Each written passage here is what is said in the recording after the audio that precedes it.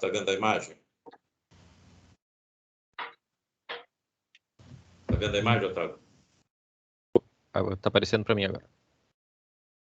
E agora? Está perfeito, está aparecendo. Aparecendo? Tá bom, estamos aqui às ordens. Então, já foi Agora iniciada... eu posso ficar com você até você me autorizar a iniciar a apresentação? Isso, perfeito. Vou fazer a introdução agora e iniciamos. Então, primeiramente, né, boa noite a todos e a todas. Meu nome é Otávio. Atualmente estou como presidente da Liga Acadêmica de Saúde e Espiritualidade da Unicinos. Trago a vocês, então, o nosso ilustre palestrante, né, Dr. Paulo César Fructuoso, que é formado em Medicina pela Universidade Federal do Rio de Janeiro.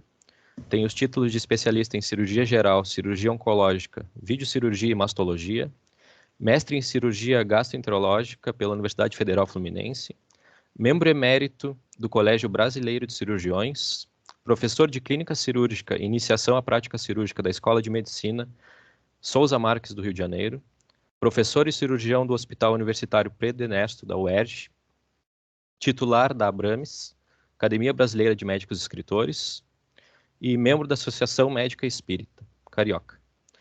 Então, é com muito prazer, né, que nós trazemos o Dr. Paulo César Fructuoso para abordar o tema A Face Oculta da Medicina, que é um dos seus livros, né? E acredito que agora, professor, se o senhor quiser dar uma continuidade na sua apresentação, gostaria também de avisar que está sendo gravada essa aula e seria muito bom se o senhor dissesse concorde, perfeito. E no momento que o senhor plenamente. E no momento que o senhor se sentir confortável de iniciar a sua apresentação com os slides, estamos a seu dispor agora, todos nós. Amigos, muitíssimo obrigado pelo honroso convite de nós estarmos aqui compartilhando as informações que nós fomos acumulando ao longo de 43 anos, por enquanto, aqui na cidade do Rio de Janeiro, sobre, digamos, uma medicina extrafísica que complementa aquela que, como nós, médicos, atuamos como profissionais da medicina. Permitam que eu comece a colocar as nossas imagens. Qualquer problema, Otávio, por favor, você pode me interromper e a gente corrige se tiver que corrigir alguma coisa. Bem, o tema que me foi solicitado que nós falássemos essa noite, aí está, a face oculta da medicina. Professor, tem que compartilhar ali novamente. Vamos compartilhar novamente. A setinha lá, ao lado de sair. A setinha lá, ao lado disso aí. A setinha eu não estou vendo, amigo. Onde é que está a setinha? Ao lado de sair ali. Já vi. Compartilhar setinha conteúdo. Ao lado disso aí. Janela. Compartilhar a janela.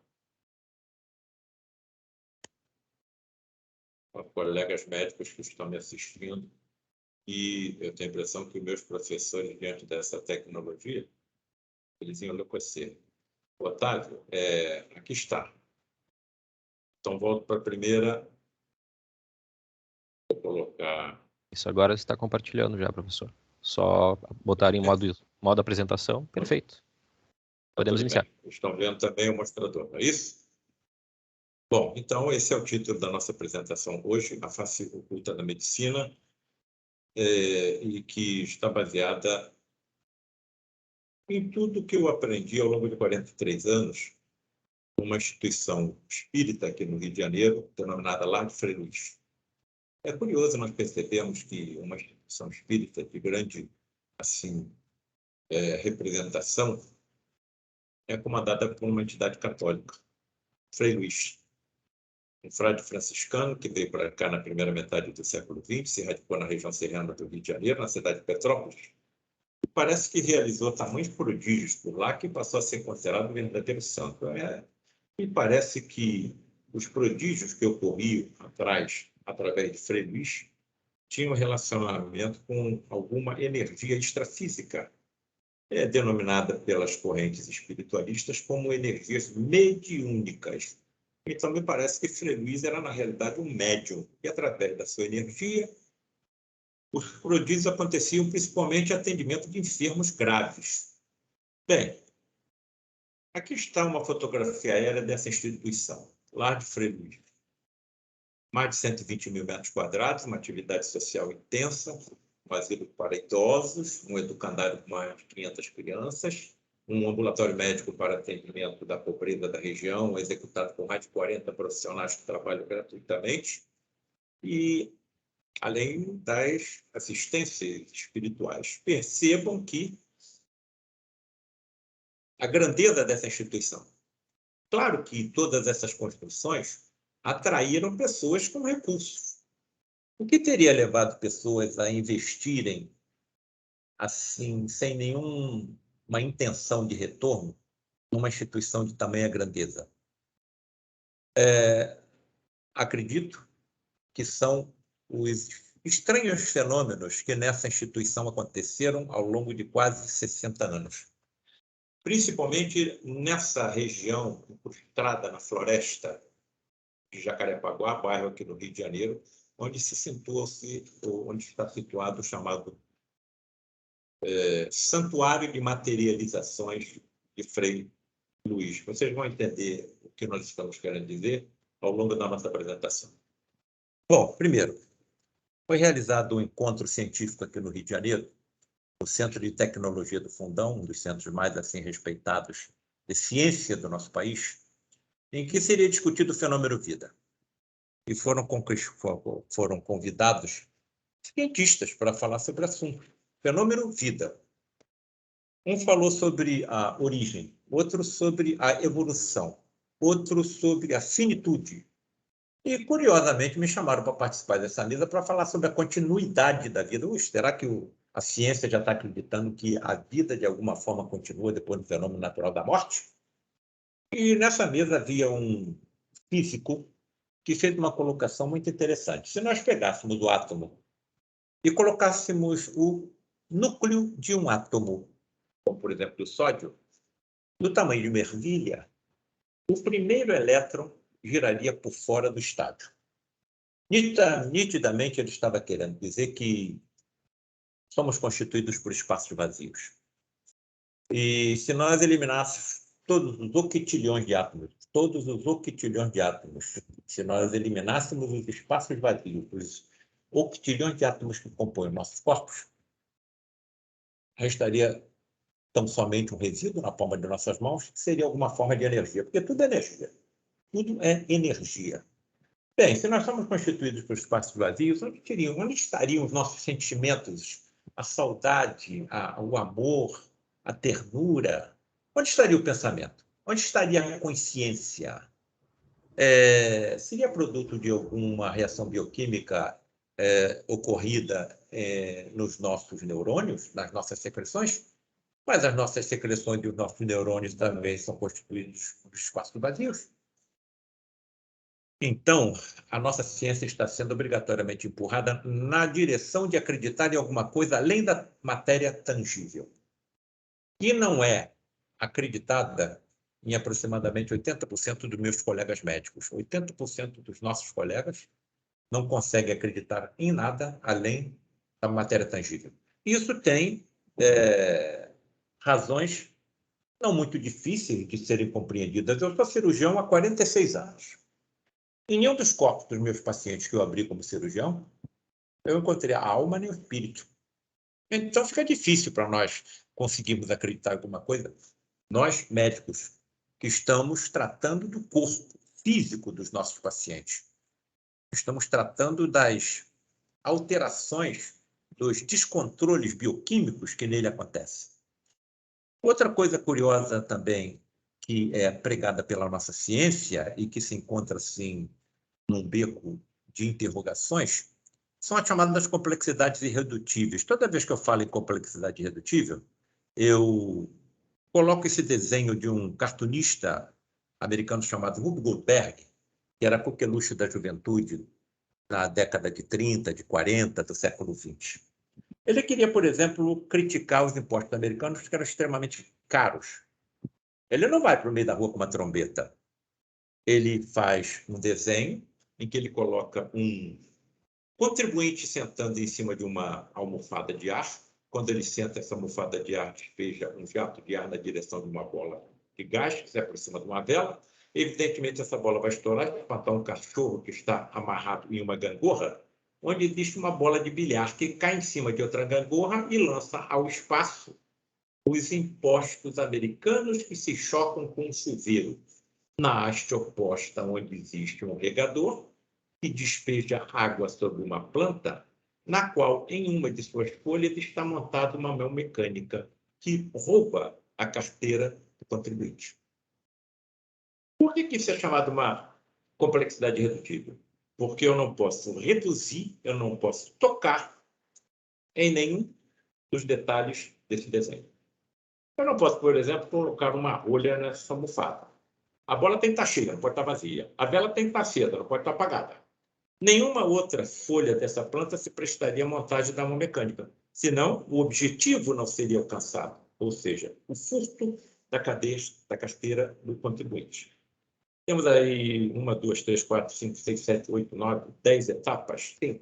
Mas, porém, todavia, contudo, entretanto, tudo que está acontecendo no universo são exemplos de complexidades irredutíveis. Por que é que os senhores estão vendo o que nós estamos apresentando? Por que é que os senhores estão vendo aí a fisionomia do meu grande amigo Otávio? Porque fótons estão se chocando com a tela de um computador ou de um telefone celular, estão indo na direção de suas retinas, e quando suas retinas é alcançada por esses fótons, é desencadeada uma cadeia de reações químicas na direção do cérebro que acaba com a montagem, o surgimento da imagem. A mesma coisa com a coagulação sanguínea, a mesma coisa com o tato, a mesma coisa com a audição, a mesma coisa com o olfato, a mesma coisa com a embriogênese, com a deglutição, com a digestão. Tudo que está acontecendo no fenômeno vida são complexidades irredutíveis. E se nós sairmos aí para fora, caminharmos aí pelo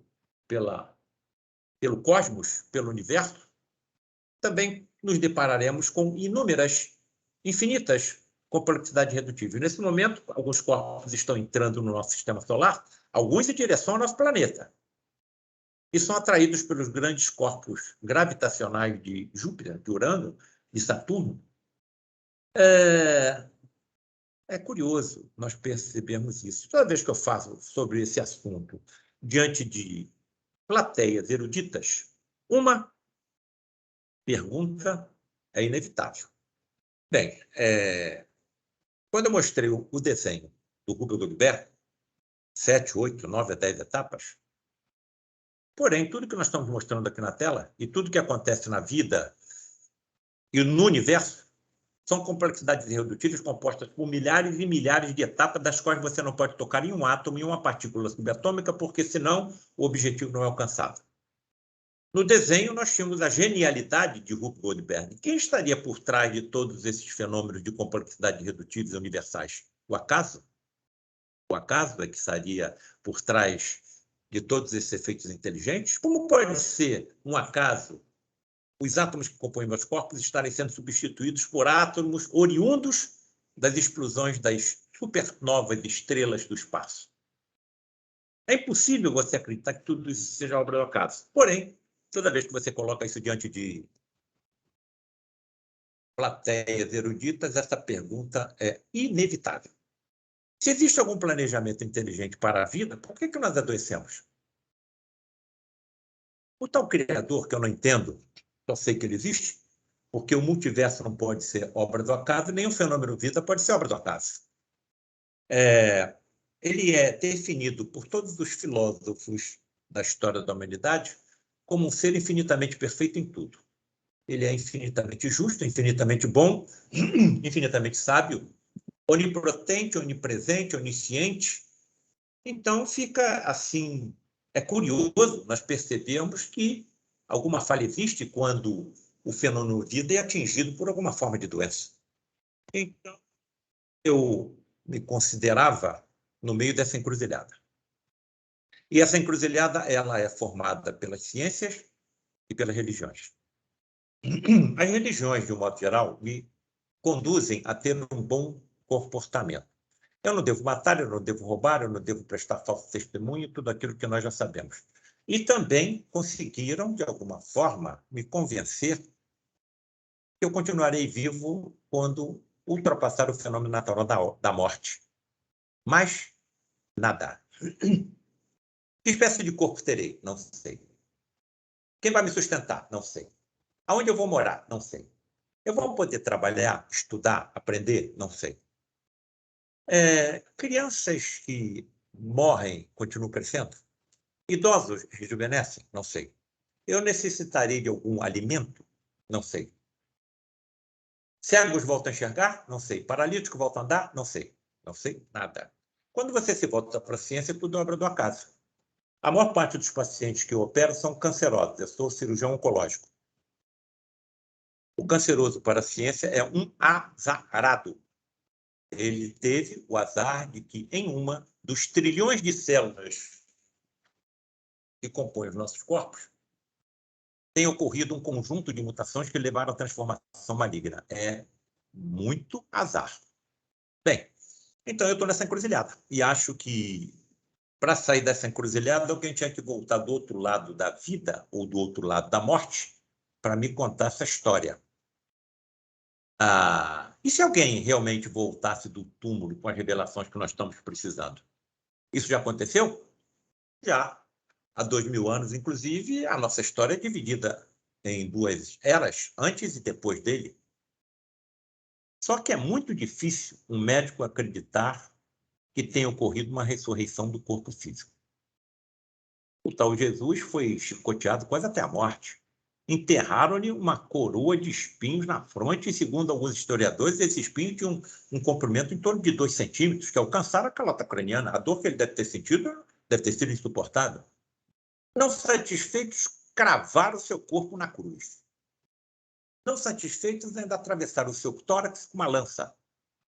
Os conjunto de patologistas que estudaram o fenômeno e baseados em algumas passagens evangélicas que dizem que primeiro com o como é o termo mesmo, o Otávio? Lancetamento, né? Do tórax de Jesus, quando foi atravessado pela lança, ele foi lanceado. Primeiro saiu água, depois saiu sangue. O que os nossos patologistas concluíram? Que tinha ocorrido um derrame pericárdico, ou seja, dentro da camada que envolve o coração. E esse derrame pericárdico, nesse derrame pericárdico aconteceu um decantamento dos elementos figurados do sangue, glóbulos vermelhos, plaquetas e glóbulos brancos, na metade inferior do derrame. E na metade superior ficou o plasma. E se a lança que atingiu o pericárdio de Jesus tivesse alcançado primeiro a metade superior desse derrame, o plasma teria se exteriorizado. E depois os elementos figurados.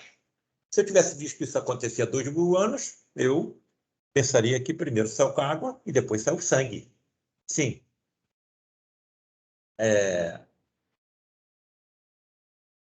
Atingido o óbito, seus entes queridos e seus parentes retiraram seu corpo da cruz e colocaram numa gruta hermeticamente fechada no calor deserto durante 3 dias.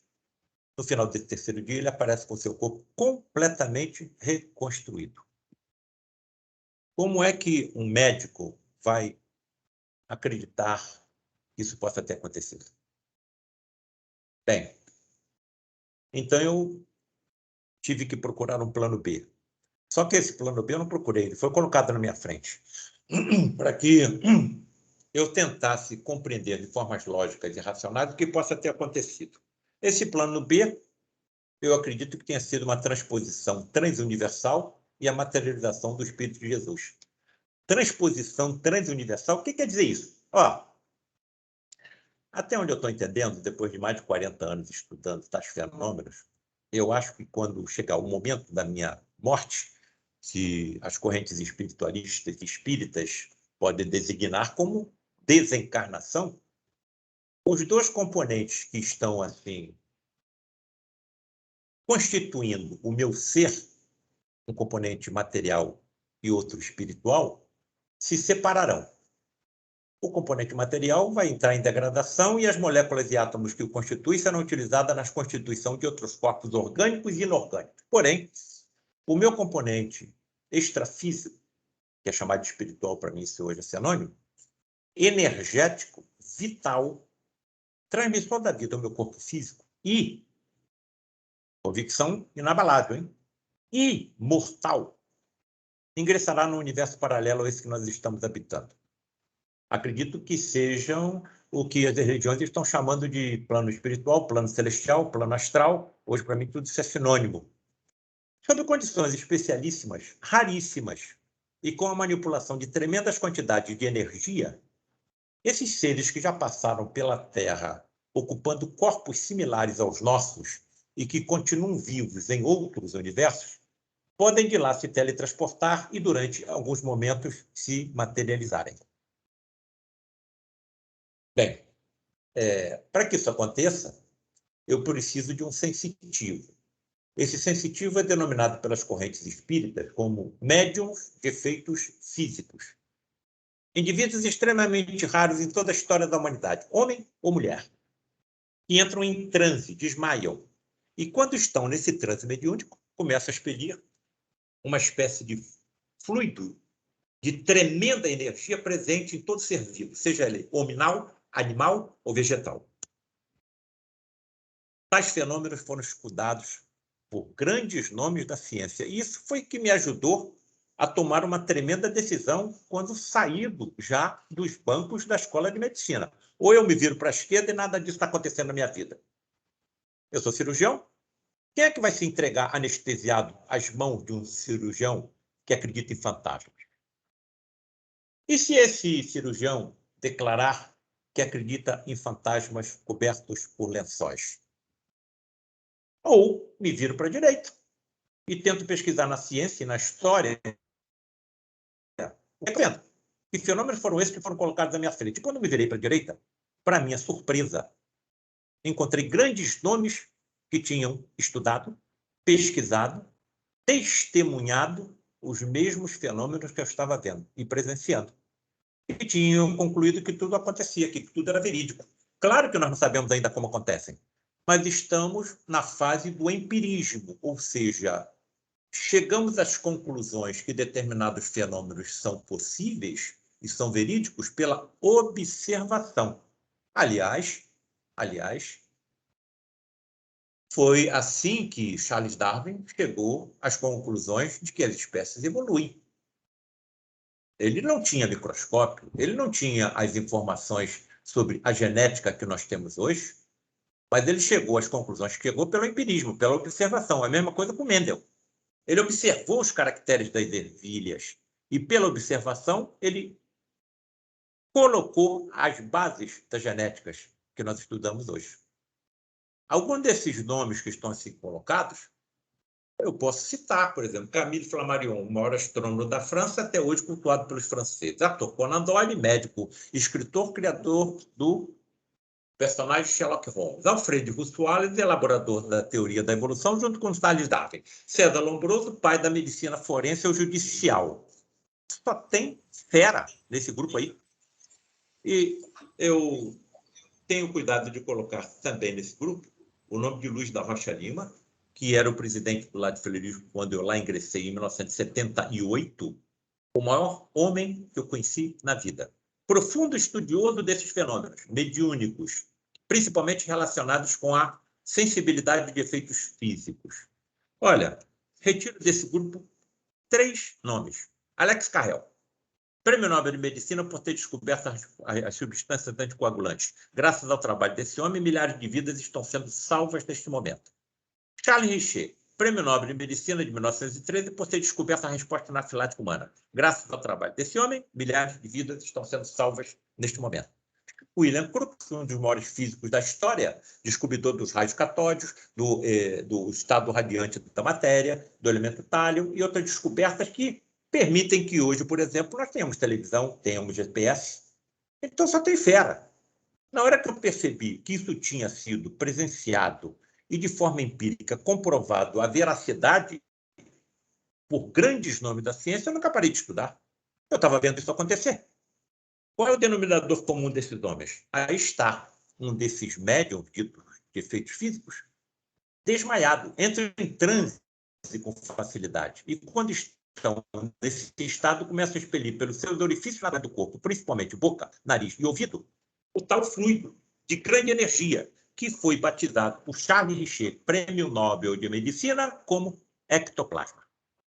Qual seria a diferença entre esses homens e mulheres e nós?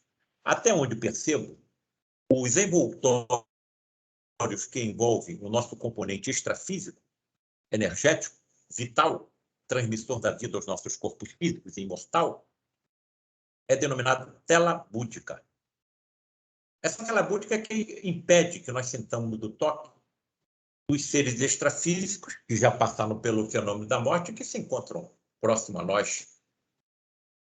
A tela búdica nesses indivíduos é mais delgada e mais fenestrada. Por isso, o ectoplasma, com eles, se extravada com mais facilidade. Agora, isso tem um problema, hein? Eu tive que entrar nas vertentes espíritas para compreender isso. Não é a primeira vez que nós estamos aqui, nem a última. E estamos hoje a colher aquilo que plantamos em vidas passadas. Assim como estamos plantando hoje, colheremos nas próximas vidas. Agora somos todos imortais. Geralmente, esses indivíduos apresentam algumas dívidas importantes nas vidas passadas. E são, assim, de certa forma, perseguidos por aqueles que tentam vingança pelo que sofreram. E, do nada, esses indivíduos podem sentir bofetadas, bofetões, puxões de cabelos, beliscões, pontapés e até socos. Vejam a sina desses homens ditos e mulheres de médios de efeitos físicos. Bem, aqui está uma dessas fotografias em que uma dessas entidades aparece à porta da cabine, onde se encontra um médium em transe. A cabine funciona como condensador de energia. Outra condição física absolutamente indispensável para que tal fenomenologia aconteça: a ausência de luz. Porque os fótons da luz artificial e a luz natural afetam o ectoplasma quando ele se desprende do médium, afetam o médium em transe e afetam a entidade materializada. Se você está numa escuridão completa, como então seria possível ver uma entidade teletransportada e materializada? Porque quando ela se exterioriza da cabine, ela apresenta bioluminescência, ou seja, produção de luz por um ser vivo, assim como acontece com os pirilampos, com os vagalumes, com os peixes abissais, com as bactérias oceânicas e outros seres vivos. Então, que fique bem claro, aqueles que estão ouvindo tais denominações e fenômenos pela primeira vez. Se todos nós estivéssemos em uma dessas sessões, uma dessas reuniões, todos nós veríamos a entidade teletransportada e materializada. Se ela falasse algo, nós ouviríamos. Se ela exalasse algum odor, nós perceberíamos. Se fosse possível tocá-la, nós perceberíamos que ela é tangível. E é uma entidade independente, de certa forma, entre aspas, do médium que encontra-se na cabine em transe mediúnico. Coloca entre aspas, porque fluidos energéticos ainda mantêm a entidade ligada ao corpo do médium. Bem, estão vendo aí uma espécie de manto cobrindo a entidade? É assim que ela se apresenta quando se exterioriza. Na minha humilde opinião, eu acredito que as antigas histórias de fantasmas cobertos por lençóis têm origem nos fenômenos de teletransporte e materialização de espíritos. Dois principais motivos são utilizados pelos mentores da humanidade encarnada e desencarnada no planeta Terra, até onde eu estou entendendo aproximadamente 22 bilhões de seres, para que tais fenômenos tão raros, tão difíceis e tão perigosos aconteçam. Primeiro, atendimento a pacientes graves que a nossa medicina pouco pode ajudar, principalmente cancerosos. Como eu acredito mais no acaso, há muito tempo já eliminei o acaso do meu vocabulário, acho que deve haver algum planejamento nessa história, porque os cancerosos são os pacientes que eu mais atendo como médico há 46 anos. Segundo motivo, menos importante, lampejos, clarões, relâmpagos lá no horizonte do que será a medicina mediúnica do futuro, título de um dos meus livros, onde eu acredito que os médicos serão poderosos médiums. Já somos, sem assim perceberem, porque a vida está na borboleta e nós só sabemos cuidar do casulo. Quem está cuidando da parte mais importante? Vital, energética, transmissão da vida ao corpo físico do nosso paciente imortal. Médicos que acompanham a todos os médicos da Terra, inclusive aqueles em que isso não acreditam. Porque nós sabemos cuidar somente do casulo e, além de cuidar da parte mais importante, ainda nos intuem. Sigam para a direita, sigam para a esquerda, olha para cima, olha para baixo. E tamanha é a sua humildade que não deixa que nós percebamos essa ajuda. E ouso afirmar que muitos dos sucessos que temos com os nossos pacientes não teríamos sem essa ajuda imponderável aos nossos pobres 5 sentidos. Por que nós não os vemos? Eu não acredito em milagres, eu não acredito em sobrenatural. Então, até onde eu entendo, quando eu ultrapassar o fenômeno da morte e o meu componente energético, espiritual, se transportar para um universo paralelo a esse que eu vivo, o meu corpo extrafísico será também composto pelos mesmos átomos que compõem o meu corpo hoje, porém, em vibrações mais elevadas do que os átomos do elemento material. Por isso nós não os vemos. Por isso eles são capazes de atravessar paredes de concreto. Por isso eles podem se locomover a distâncias incomensuráveis com a velocidade de pensamento. E ainda outras informações preciosas que nos chegam do outro lado é que, além da tabela periódica de Mendeleev, hoje com 118 elementos, outros elementos ainda indetectáveis pela nossa ciência, pela nossa química, existem. E numa quantidade numerosa. Mais leves que o hidrogênio e mais pesados que o urânio.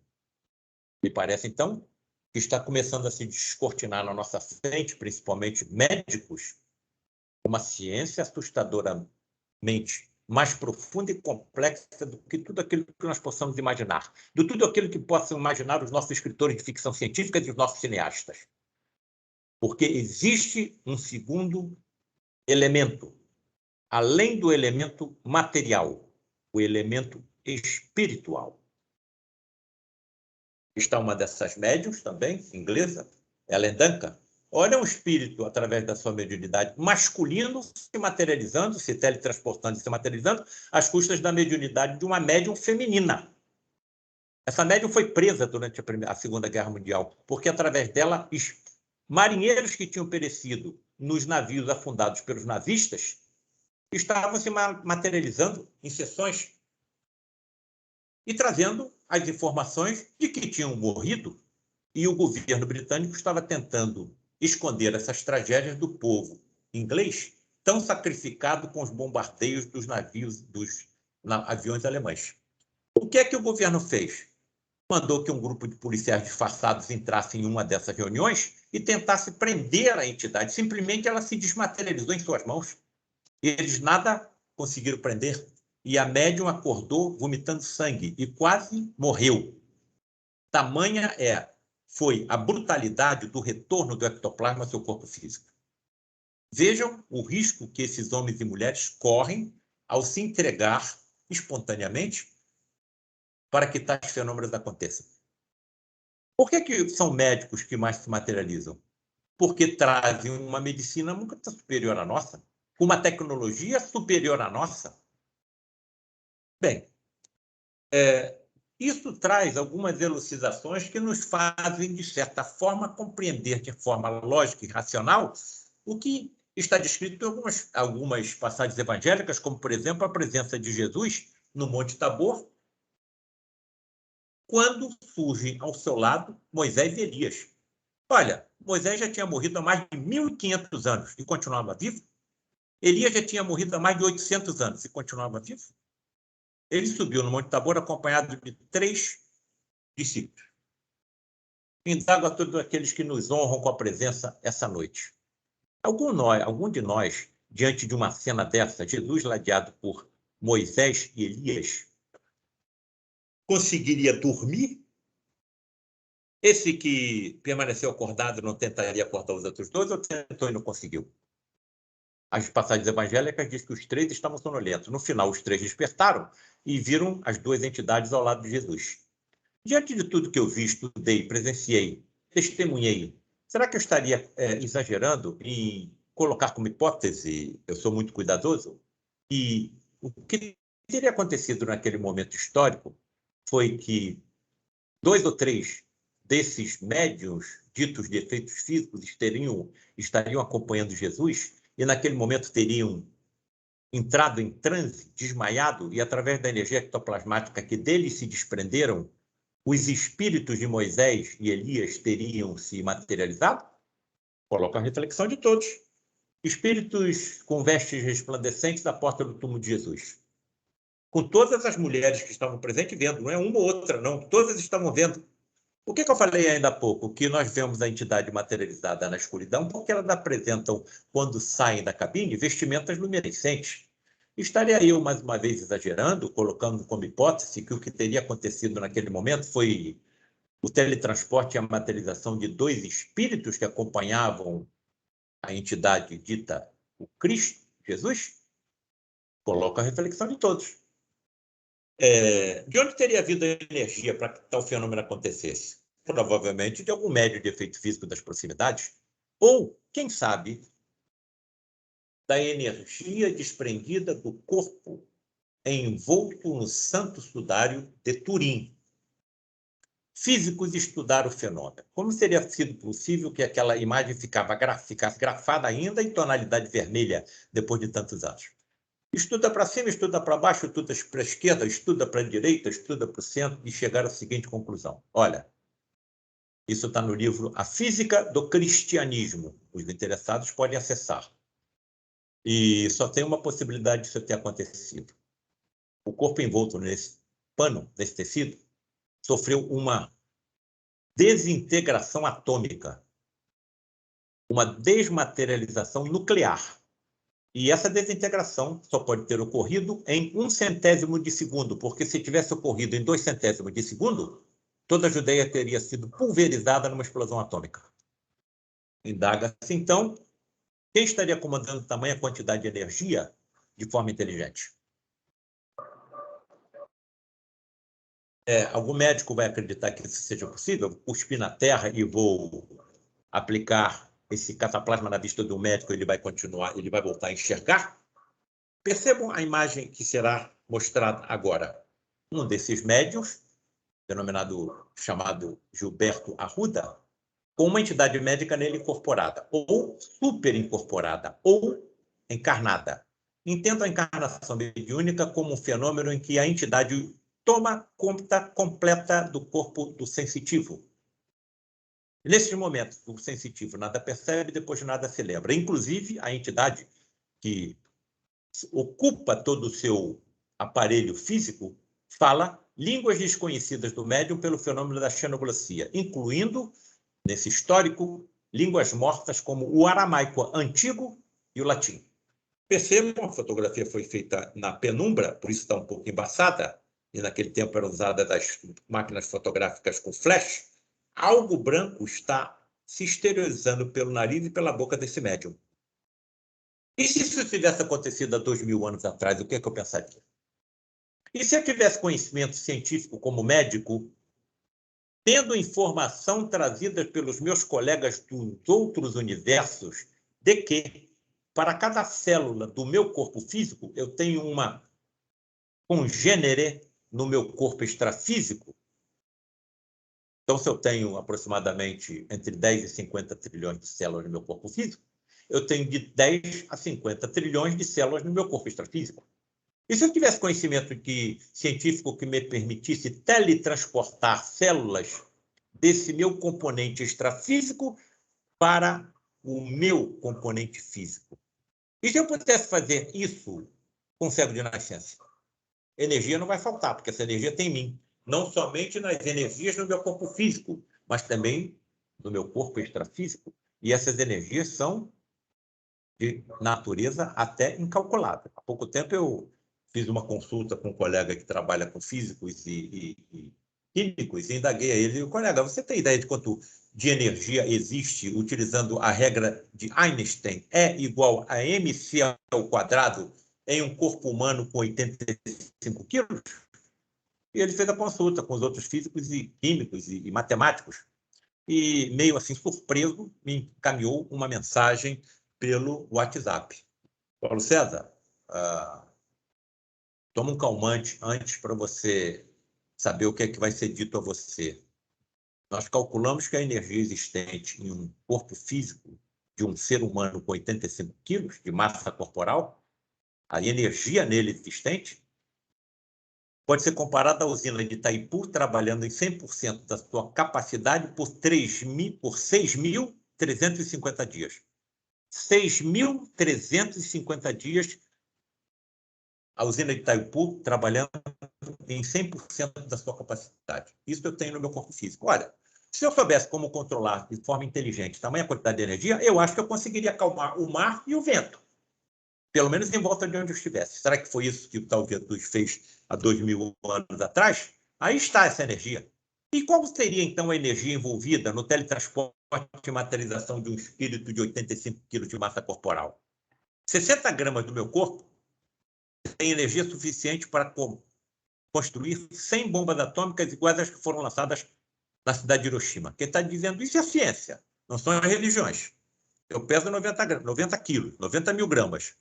85 mil gramas, ou seja, um corpo de 85 quilos, 140 mil bombas atômicas. É isso que eu tenho como energia dentro do meu corpo físico e as energias extrafísicas. Agora, e se fosse possível o teletransporte e a materialização de um desses espíritos? Essa energia teria que ser manipulada. Repito, que inteligências estão acompanhando e comandando tais efeitos? Em questão de segundos e minutos. Em questão de segundos e minutos. Nesse momento, coloco em reflexão, coloco 4 reflexões a todos que estão nos acompanhando, principalmente meus colegas médicos, principalmente os estudantes de medicina a que eu direciono, principalmente tudo que eu testemunhei ao longo de mais de 40 anos. E se algum médico estivesse presente em alguma dessas reuniões? E se algum médico já falecido, porém vivo, em outro plano de existência, universo paralelo, plano espiritual, plano astral, plano celestial, tudo é sinônimo, ali se teletransportasse e se materializasse? E se fosse possível diálogo entre esses dois médicos, um que ainda continua aqui e o outro que já desencarnou e encontra-se vivo em outro universo? E a quarta reflexão, a mais importante de todas, e se tais diálogos continuassem a ocorrer ao longo de 40 anos? Amigos, colegas, foi exatamente o que aconteceu com esse que vos fala. Como é que eu vou voltar? Vou voltar para onde? E lembro que eu sou um cirurgião. Eu não posso estar sofrendo alucinações há mais de 40 anos. Se eu fosse alucinado, eu não podia ser um cirurgião. A estrela de Belém, não acredito que tenha sido estrela, talvez um objeto voador não identificado, porque se fosse uma estrela, nós não estaríamos aqui. Como é que a estrela ia se aproximar da Terra e manter a humanidade viva? Cometa, muito menos. Nascimento de Jesus, Sermão da Montanha, o seu assassinato na cruz, o seu teletransporte e a sua materialização e não a sua ressurreição. Tudo isso aconteceu há 2.000 anos atrás e precisa ser insistentemente relembrado. Só que eu não posso ficar paralisado ao que aconteceu há 2.000 anos. Eu quero entender como aconteceu. Porque ninguém pode curar um cego de nascença sem conhecer toda a estrutura do globo ocular, uma das mais complexas estruturas que a nossa biologia conhece. Ninguém pode curar um leproso sem conhecer a existência do bacilo de Hansen, causador da lepra, da hanseníase. Ninguém pode fazer um paralítico andar sem conhecer toda a estrutura muscular ou óssea nervosa do corpo humano. Se há 2.000 anos ninguém sabia disso, quando foi que ele aprendeu? Agora, se aprendeu, que aprendeu, aprendeu. Mas que aprendeu, aprendeu. E eu, como médico, também vou aprender. Por que eu digo com tanta firmeza que vou aprender? Está me ouvindo, Otávio? Está me ouvindo, Otávio? Sim, doutor Paulo. Por que eu digo com tanta certeza que eu vou aprender? Porque as minhas convicções são que eu sou imortal. E esses colegas que se teletransportaram, se materializaram e comigo conversaram ao longo de 40 anos, continuam vivos, por que eu não vou continuar também? Se o tal Moisés já tinha morrido há mais de 1.500 anos e se apresentou vivo ao lado de Jesus, por que eu não vou continuar vivo também? E um detalhe, hein? Vou continuar aprendendo, vou continuar estudando, vou continuar trabalhando. Como é que vai estar o meu conhecimento científico e tecnológico daqui a 1.000 anos? Daqui a 10.000 anos? Daqui a 100.000 anos? Daqui a 1 milhão de anos? Daqui a 1 bilhão de anos? Acumulando cada vez mais conhecimento científico e tecnológico. E, evidentemente, baseado na sabedoria e, principalmente, no amor. Olha, quanto melhor eu puder praticar o bem, mais feliz eu vou me sentir. E acredito que poderei colaborar com esse tal criador que não entendo, só sei que ele existe. Não entendo por enquanto, mas um dia eu vou entender. Poderei colaborar com ele no equilíbrio dos seus universos. Tamanha foi a quantidade de informações que nós fomos acumulando que já escrevemos 8 livros. De 2014 até 2021, 8 livros já foram escritos. Um deles aí, que é o primeiro, A Face Oculta na Medicina. Se eu não tivesse escrito nada, eu não estaria aqui hoje. Ninguém saberia que eu existisse, que eu existo, não é? E a história não para por aí. Eu já estou com mais 2 aí encaminhados. 2022, Genética e Mediunidade. E quem sabe em 2023, se eu ainda estiver por aqui, Evidências da Imortalidade. Tamanha foi a quantidade de informações que nós fomos acumulando, que você já está com 8 livros escritos, mais 2 aí programados, né? E, por enquanto, 10 dentro desse trabalho. A Face Oculta da Medicina, então, é o primeiro. Baseado em quê? Amigos, os senhores não estão vendo um médico aparamentado como eu para entrar numa cirurgia. Os senhores estão vendo um médico desencarnado, que é chamado de espírito, tudo bem. Ser hiperfísico, extrafísico, tudo bem. Para mim, tudo é sinônimo. Teletransportado e com as moléculas de ectoplasma que se desprenderam de um médium de efeito físico, materializado. Então, todo mundo está vendo. Tanto está materializado que impressionou uma chapa fotográfica. E quando ele se materializou, estava com um lírio em suas mãos. Seu nome é Frederic von Stein. Cirurgião do exército nazista. Se aproximou do lado de Frei Luís, porque no nosso educandário, com mais de 500 crianças, haviam judeus reencarnados, e o ódio persistia. Só que caiu nas malhas do amor de Frei Luís, que também era alemão, e quando percebeu os equívocos que tinha cometido e continuava cometendo, resolveu retificar a sua trajetória. Esse espírito, ele se superincorporava em um sensitivo chamado Benayon, batia os calcanhares, estendia a mão direita e saudava Hitler em alemão. E o médium só falava português. Falava muitas coisas em alemão. Tinha no lar de Frei Luís um senhor austríaco que entendia o que Frederic falava em alemão. E o médium só falava português. Durante 10 anos, mais ou menos, ele ficou sem se manifestar. E, completado esses 10 anos, voltou a se manifestar, já com a presença do médium de efeitos físicos Gilberto Arruda, no lar de Frei Luís, e os maiores fenômenos que eu pude presenciar, estudar, pesquisar, ali aconteceram. Não somente através de Gilberto Arruda, mas também através de outros médiums, como Ivan de Castro, como Nelson Soares, que nos honra com a sua presença, e outros médios também. Um desses, o meu próprio pai. Então, como é que você pode negar que fenomenologia não possa acontecer? Claro que nós não podemos entender como acontece, mas que acontece, acontece. Então, estamos ainda na fase empírica, assim como aconteceu com Charles Darwin, assim como aconteceu com Mendel, assim como aconteceu com outras grandes descobertas científicas na história da humanidade. Esse livro, então, se baseia em diálogos entre um médico encarnado e outro desencarnado, materializado pela ectoplasmia. Que perguntas eu faria a um médico desse?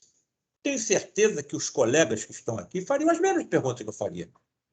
Qual é o nosso denominador comum, colegas que aqui se encontram? Todos. A curiosidade científica. Queremos entender como os fenômenos acontecem. Então, eu vou apresentar algumas das perguntas que eu consegui fazer ao Frederic e a resposta que ele me deu. Frederic, por que os pacientes submetidos a cirurgias hiperfísicas não acusam dor durante o procedimento?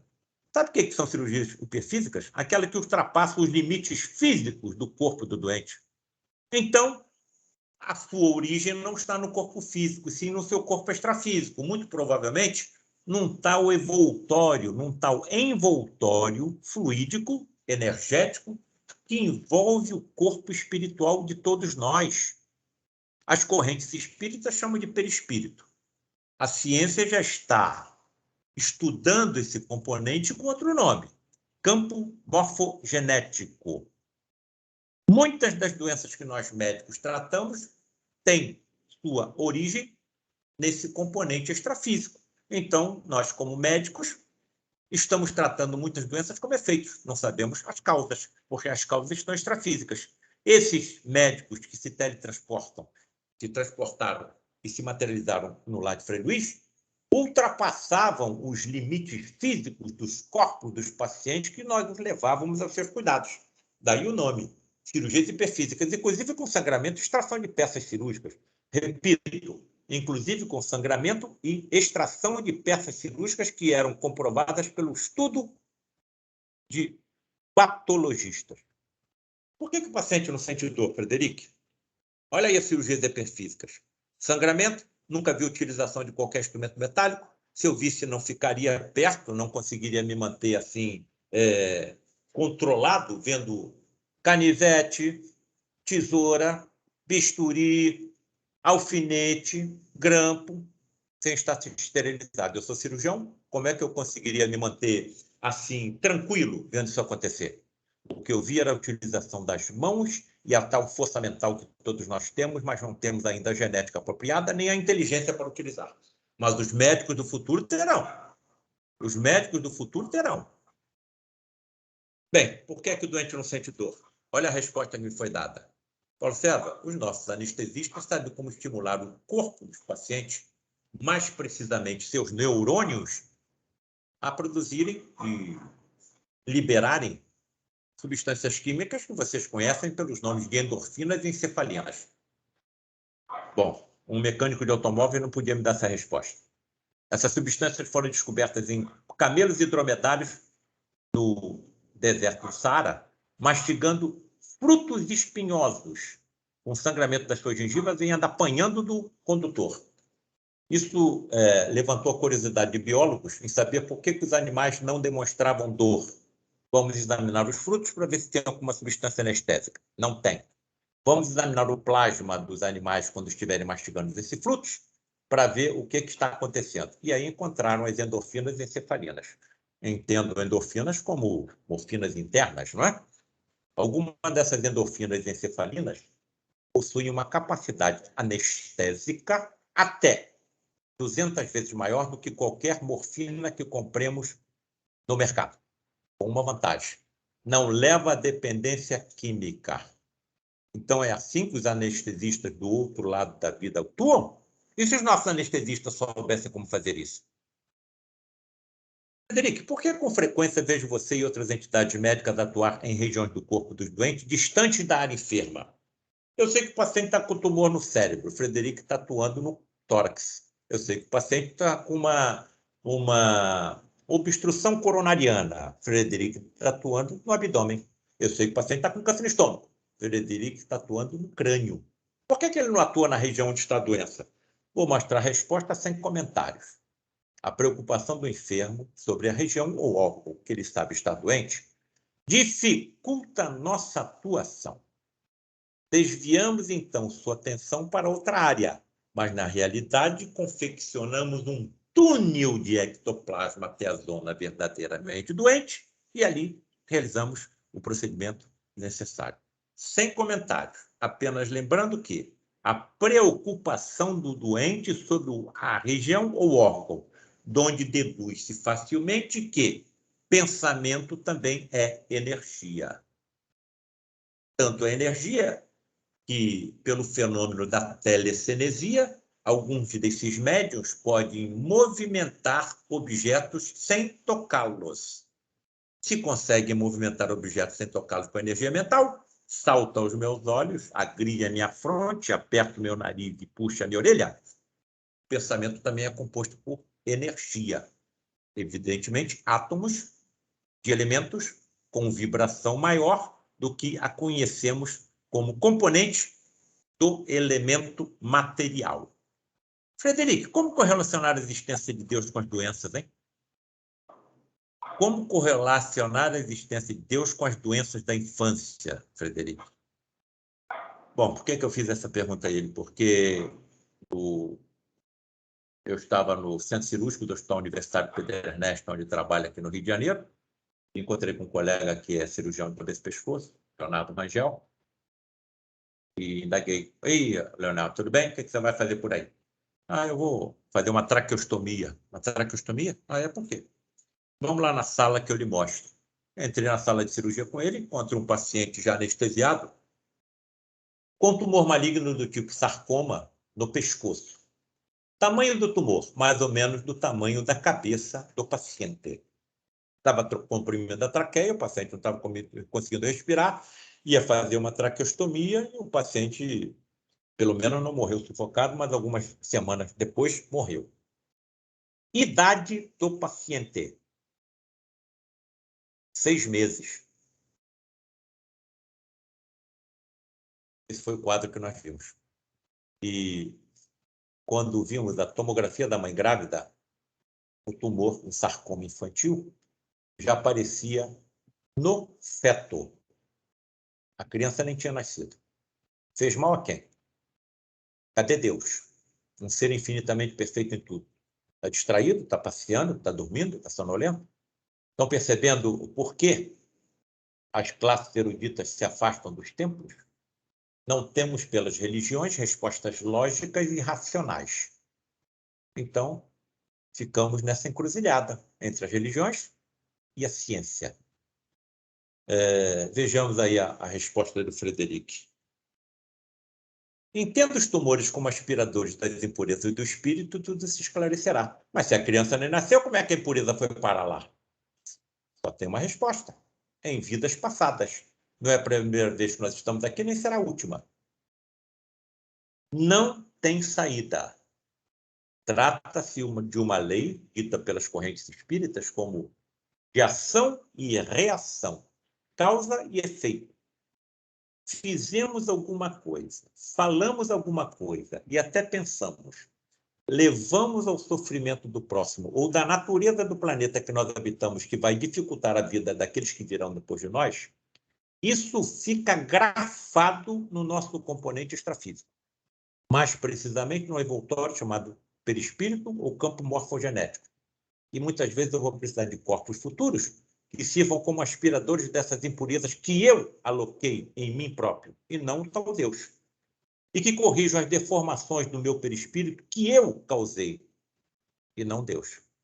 Estão percebendo a quantidade de enfermidades que nós, como médicos, tratamos simplesmente as causas?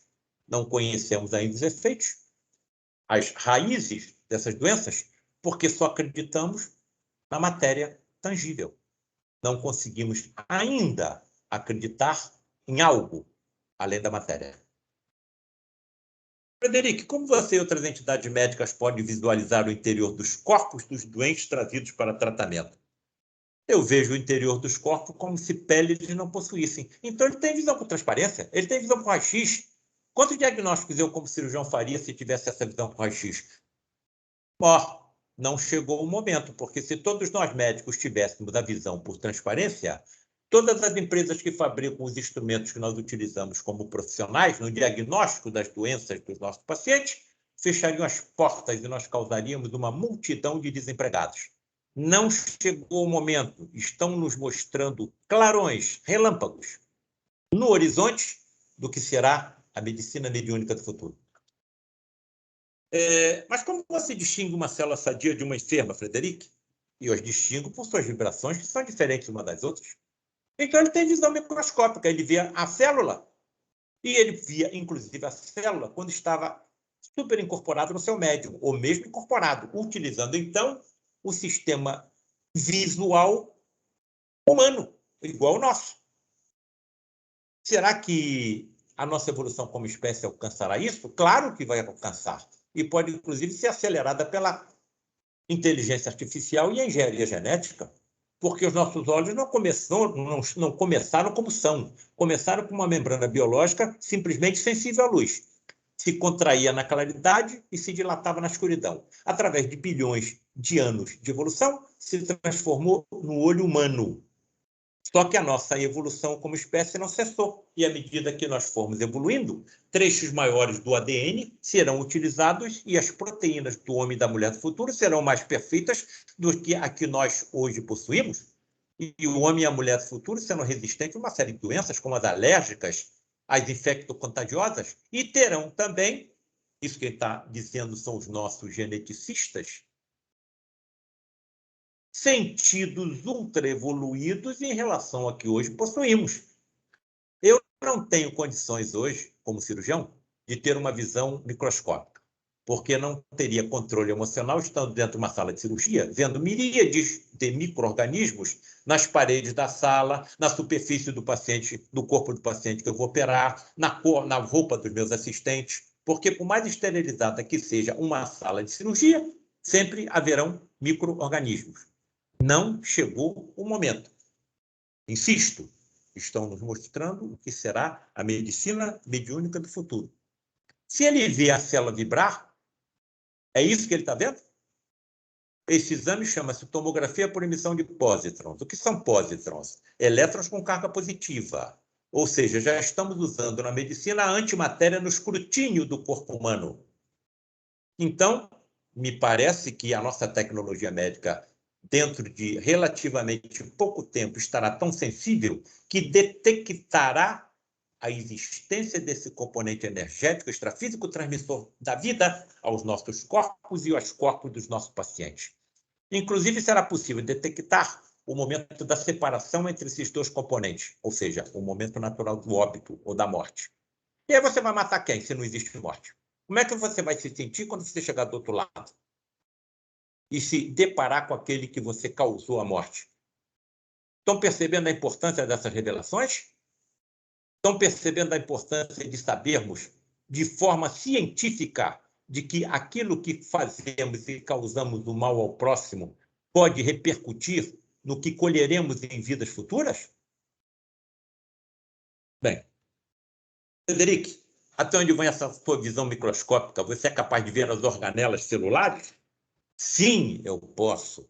Amigos, hoje, para nós vermos uma organela celular, ou seja, estruturas que existem dentro da célula, como o aparelho de Golgi, como ribossomas e outras, necessitamos de microscópios eletrônicos com aumento até de 500.000 vezes a imagem. O Frederico está dizendo que pode ver. E quantos, mais uma vez lembrando, como cirurgião, diagnósticos eu faria? Eu perceberia, por exemplo, a presença de micrometástases oriundas de um tumor primário que eu estou preparando para operar. Se tem micrometástase à distância, eu acho que eu vou adiar a cirurgia e fazer um tratamento sistêmico que percorra todo o corpo do paciente, como, por exemplo, a quimioterapia. Muitas vezes nós operamos esses pacientes e as metástases são tão microscópicas que nenhuma tecnologia consegue ainda detectá-las.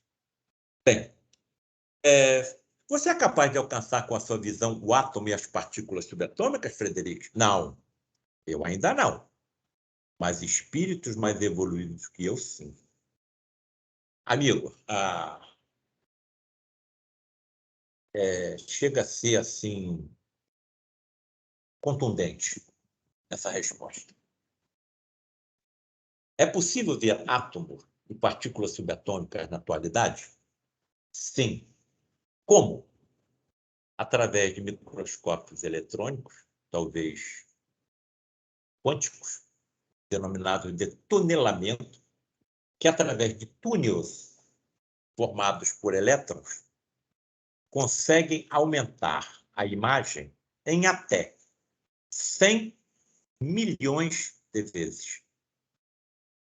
O Frederico está me dizendo que espíritos mais evoluídos que ele podem. O que um físico não faria se tivesse essa capacidade visual? O que um químico não faria se tivesse essa amplitude visual? É isso que está se descortinando à nossa frente?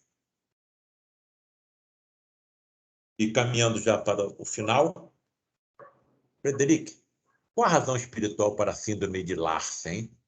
Resposta: a Inquisição.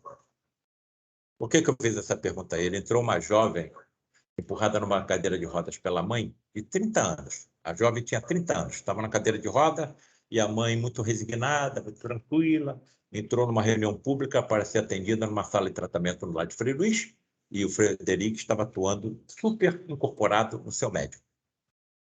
Edemaciada pelo uso de corticoide, uma traqueostomia, para poder respirar, e Frederic, nesse momento, se aproximou de mim e disse o seguinte: Paulo César, veja o que nós, ele usou muito claro o termo, nós fazíamos na Inquisição. Na Inquisição? O que nós fazíamos, Frederico? Essa jovem era uma das nossas cúmplices na manipulação dos instrumentos de tortura da Inquisição. O grupo de Frei Luís é oriundo da Inquisição. Veja só, hein? Se eu utilizo hoje ferro e o aço como cirurgião para aliviar e curar, é porque quando era da Inquisição, usava para torturar e matar. E só um cirurgião sabe o que passa um cirurgião. Quando corre tudo bem, tudo bem. Quando não corre, só nós sabemos o que nós passamos.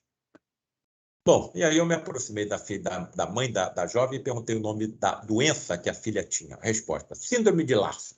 Anotei, nunca tinha ouvido falar. Cheguei em casa, abri o Google. Doença genética incurável. Foi descrita por um cirurgião ortopedista em 1950 chamado Joseph Larsen. Aí o nome: síndrome de Larsen. Afeta 1 em cada 100 mil indivíduos, então é uma doença rara. É causada por uma mutação genética em um único gene, denominado FNLB, localizado no cromossoma 3, que produz uma proteína chamada filamina B. Como o gene está alterado, a filamina B estará alterada ou errada. E onde é que ela entra? Nas articulações do feto, principalmente, dentre outras funções. Se a filamina B está errada, o que acontece com as articulações do feto? Luxam, se soltam sem trauma, inclusive causando dor, o que é demonstrado pelos exames por imagem dinâmica, como a ultrassonografia. O feto se contorce com a dor naquela localização. Bem, então é isso que acontece. Solta o cotovelo, solta o joelho, solta os dedos, solta os artérios, solta a coluna, solta o ombro, solta a bacia, porque as articulações estão defeituosas. Esse é um quadro similar ao que eu presenciei. Percebam que as alterações estão nas juntas. Ombro, cotovelo, coluna, joelho, tornozelo. Estão percebendo? Então, a criança nasce e as alterações articulares continuam. Se eu estivesse dando aula para um aluno de medicina, a aula acabava aqui. É uma doença genética, incurável, tem tratamento, mas não tem cura. Acabou. Como me parece que eu estou diante de uma plateia espiritualizada, eu vou dar mais um passo.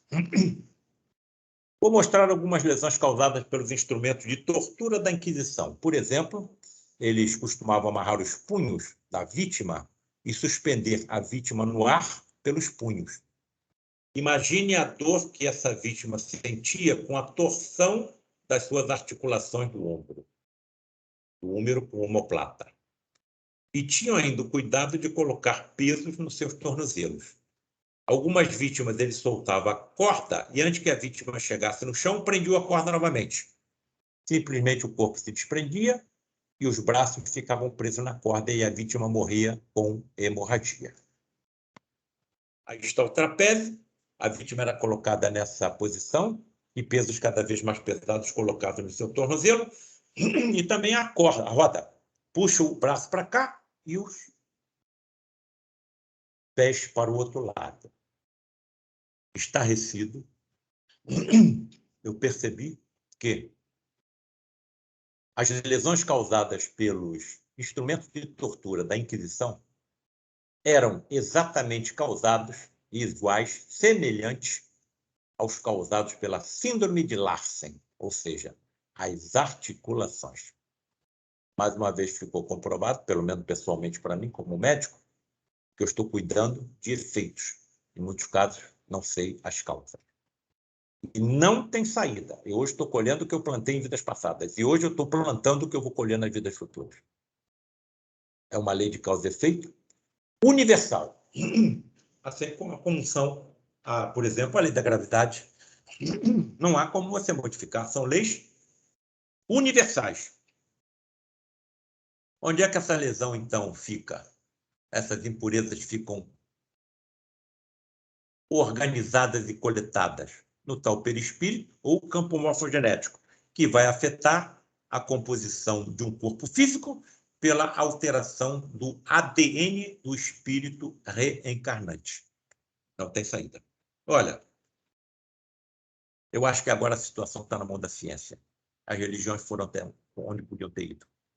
Então, na hora que as religiões aceitarem a ciência e a ciência ter a humildade de se aproximar das religiões, a humanidade vai ser salva. Não consigo ver outra solução.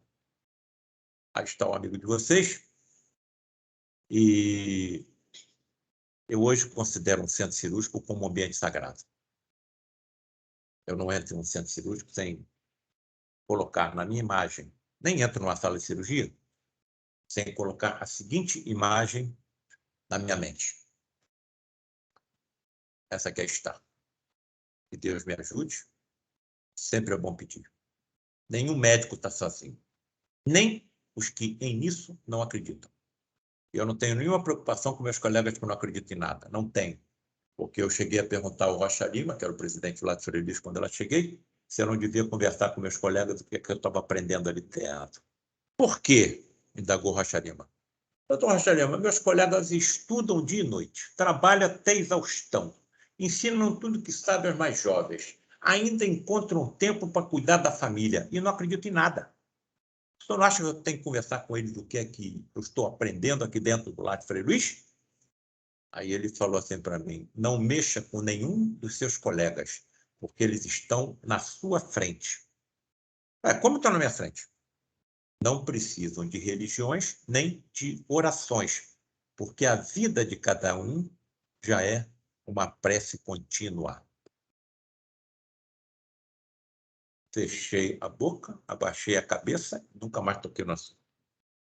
Então, agradeço a gentileza do convite, a honra de estar aqui presente, a educação com que foi recebido, e coloco aos interessados aí o site do Lar de Frei Luís, com os nossos livros, que apresentam uma quantidade muitíssimo maior de informações do que aquela que nós colocamos aqui hoje na nossa apresentação. Que o Criador abençoe a todos e as suas famílias também. Muito obrigado. Nós todos é que agradecemos, né, Dr. Paulo? Posso lhe chamar de grande amigo agora, né? Depois dessa apresentação incrível. Agradeço muito, né, professor, todos os teus ensinamentos, né? Principalmente essa questão da face oculta da medicina. O quanto nós temos que evoluir ainda, né? Principalmente com humildade, como o senhor falou. Neste momento agora, então, eu abro para a pergunta das pessoas, tá? Interação com o público. Já temos uma pergunta ali, professor, que eu vou ler para o senhor, do nosso colega Leonardo, tá?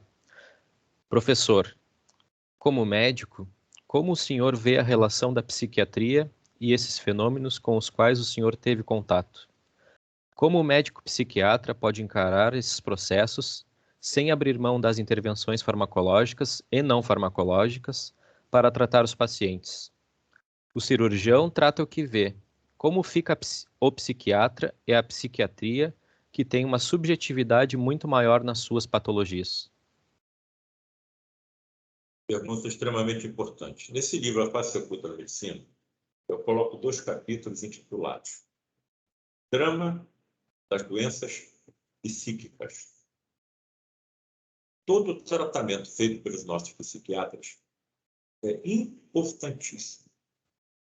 Só que falta a subida de um degrau. Grande parte das doenças psíquicas tem uma influência extrafísica, espiritual. A maior parte dos pacientes, no meu entender, psiquiatras que acham-se internados, são médiums que não puderam ter adequadamente a sua mediunidade desenvolvida. E de onde é que eu tiro essa opinião? Do meu próprio pai. Com 6 anos de idade, ele nasceu em 1924. Em 1930, com 6 anos de idade, ele começou a ver coisas que ninguém via, e a ouvir também. Em 1930, o que a família fez? Vamos levar esse garoto para um pediatra. E foi feita uma reunião de pediatras para analisar o que estava acontecendo com a criança. Chegaram à conclusão que a criança apresentava algum distúrbio psíquico e a orientação dada à família foi que essa criança precisava sofrer uma sessão de choques elétricos. O meu pai sofreu uma sessão de choques elétricos, várias, nada adiantou. Então, havia um componente mediúnico nessa criança. O que me parece que a psiquiatria vai... Eu acredito que isso não vai demorar muito, não, alcançar. E existem influências psíquicas causando esses comportamentos assim anormais dos pacientes psiquiátricos. A sua mediunidade está mais aflorada do que em nós. Então, eles ouvem as vozes. E essas vozes, muitas vezes, os aconselham, por exemplo, a se suicidarem, a agredirem, a matarem. Então, as informações trazidas pelas correntes espiritualistas, num futuro próximo, será fundamental. Tanto isso é verdade, que já 6 faculdades de medicina do Brasil já apresentam a cadeira de espiritualidade como obrigatória. Outra informação preciosa. Já estão sendo criadas nas escolas de medicina as chamadas ligas para estudo da espiritualidade, da medicina, da saúde. Quem estão criando as ligas? Não são as direções das escolas, nem são os professores. Quem estão criando as ligas são os alunos. Isso é fantástico. Por que eu escrevi 2 capítulos sobre isso? Porque presenciei isso acontecer na minha turma de medicina. Um dos mais avançados, mais inteligentes colegas, terceiro ano, começou a apresentar distúrbios. Se descuidava da vestimenta, se descuidava da barba, chegava para assistir aula de chinelo, e um comportamento anormal. Evidentemente, não pôde continuar muito tempo na faculdade de medicina, e em 1972 eu nunca mais tomei conhecimento dele, até quando, em 1977, o pai dele, que era professor de urologia da nossa faculdade, foi trabalhar no hospital que eu trabalhava. E nos reencontramos. E trouxe o filho, que eu não sabia que era filho dele, para um tratamento ocupacional. E aí eu vi o meu colega de turma novamente. Professor, ele é seu filho? Sim. É meu colega de turma? Sim. Mas o que você acha que aconteceu? Olha, Paulo César, ele teve um comportamento normal até o terceiro ano de medicina. Aí você viu o que aconteceu. Levei, claro, para psiquiatras. Olha, tomou choques elétricos, tomou choque de insulínicos, melhorava temporariamente, depois tudo voltava. Professor, eu faço parte de um grupo assim, assim, assim. Vejo pessoas assim muito serem ajudadas. Quem sabe o seu filho poderia ser ajudado? Qual é o pai que diria não? Aceitou e foi levado ao Lar de Frei Luís. E foi levado à nossa... Quando ele chegou na primeira vez no Lar de Frei Luís, ele olhou, eu já estive aqui. Aí eu olhei para o pai dele e falei assim, não, eu nunca estive aqui. Então como é que ele está reconhecendo o lugar? Olha, vocês... É impressionante os detalhes que me foram colocados à frente nessa história. No primeiro dia que ele seria levado ao Frei Luís, o pai contratou um táxi para levá-lo até nós. O táxi chegou na casa dele e o táxi era de um amigo do pai do rapaz. E aí, aqui no Rio de Janeiro, contornou a Lagoa Rodrigo de Freitas e ingressou no túnel. Colegas, quando ele ingressou no túnel, o motorista perdeu a consciência, conseguiu encostar o carro e o pai do meu colega teve que pegar o volante e voltar para casa. Quando chegou em casa, o motorista recobrou a consciência e não lembrava de nada do que tinha acontecido.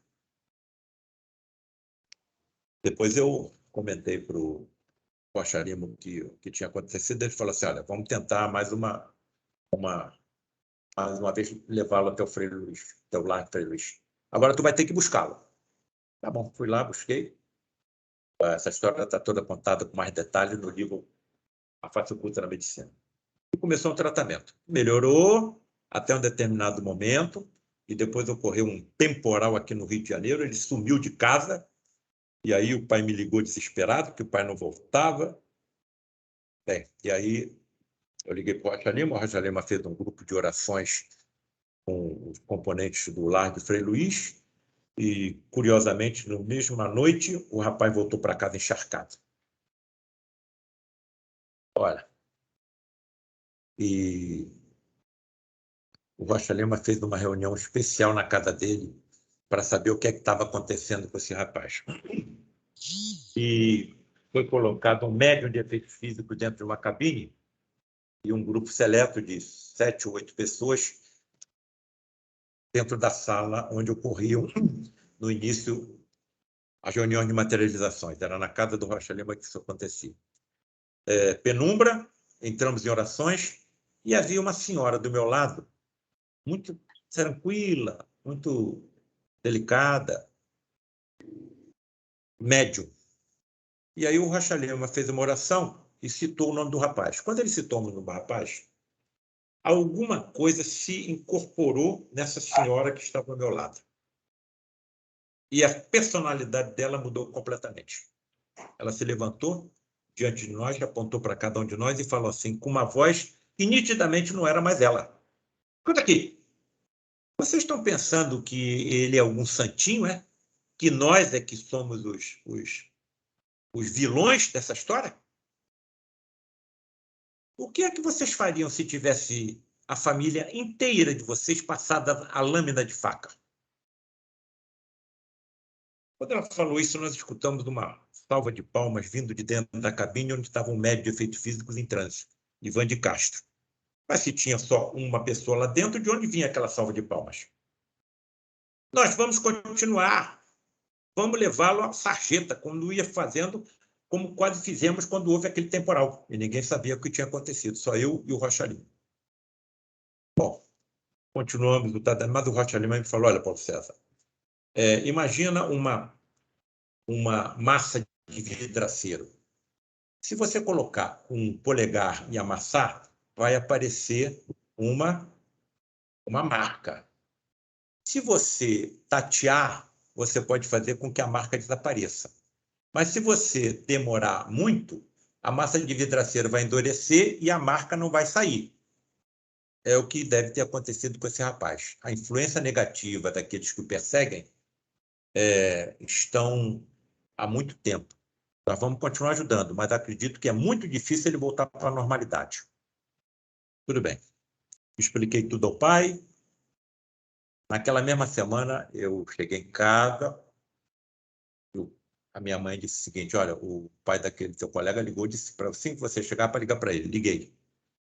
E aí, doutor Viana, alguma novidade? Sim, Paulo César. Olha, estávamos todos, eu, minha esposa e minha filha, assistindo um documentário na televisão chamado era sobre o campo de concentração nazistas. Tem uma palavra aí, daqui a pouco eu me lembro, se vocês puderem me ajudar. Bom, e estávamos eu, minha esposa e minha filha. E, nesse momento, passou um esquadrão da polícia SS, né?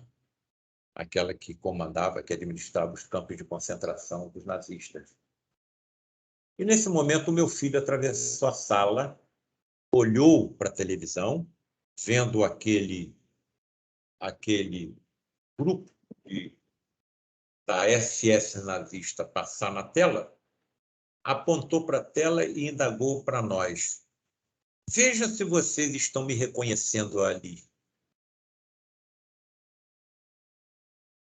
Olha, então, eu acho que, dentro de relativamente pouco tempo, isso fará parte de todos os estudos psiquiátricos dos nossos colegas. Então, eles necessitarão associar ao tratamento convencional que realizam, através dos medicamentos, também de alguma atuação energética mediúnica em benefício desses pacientes. E essa atuação energética alcançará também essas entidades que perseguem esses pacientes. Eu não consigo encontrar outra solução. Então, o que acontece com 80% dos meus colegas e os psiquiatras que estão dentro desse grupo? Só acreditamos na matéria tangível. Precisamos acreditar em algo além da matéria tangível. Então, as influências mediúnicas são reais nesses pacientes. E acredito que o trabalho desses psiquiatras, nossos colegas, que já é extremamente importante, se tornará ainda mais profundo e importante. E acredito que essas energias mediúnicas poderão ser educadas, tornando-os, esses indivíduos, de comportamento normal, mas em condições de serem utilizados no auxílio a outros que necessitam também das energias mediúnicas por eles expelidas, como, por exemplo, as energias ectoplasmáticas.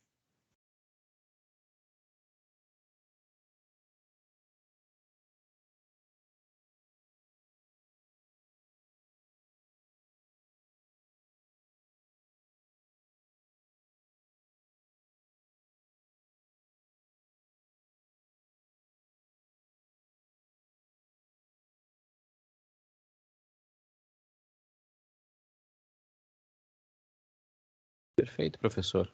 O Leonardo, né, ele é meu colega de turma, agradece ali a explicação. O pessoal também está agradecendo pela aula. Muita gratidão, né, em relação à sua apresentação, né, suas experiências também, né, que eu acho que isso que nos toca muito, né. Eu tenho uma pergunta, professor, não sei se alguém tem alguma pergunta. A Marilda tinha levantado a mão, não sei se encontra presente ainda.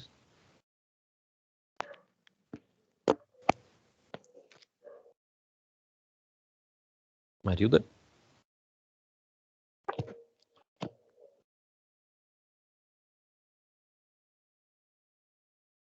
Acho que ela está com um pouquinho de dificuldade no áudio ali. Vou perguntar então, professor. Pode perguntar, Marilda. Boa noite. Boa noite. Boa noite. Doutor Paulo, é a Marilda de Salvador. Eu queria entender ainda melhor essa relação.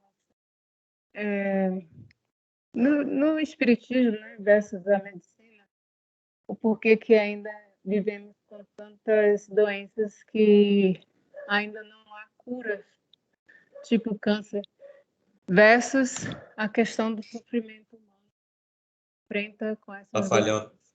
Marilda, está falhando. Você quer uma pergunta sua que está sendo feita em relação aos pacientes cancerosos que não têm cura, mas a pergunta não ficou conclusa.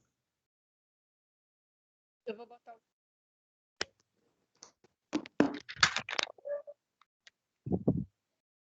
Dá para me ouvir melhor? Sim. Perfeito.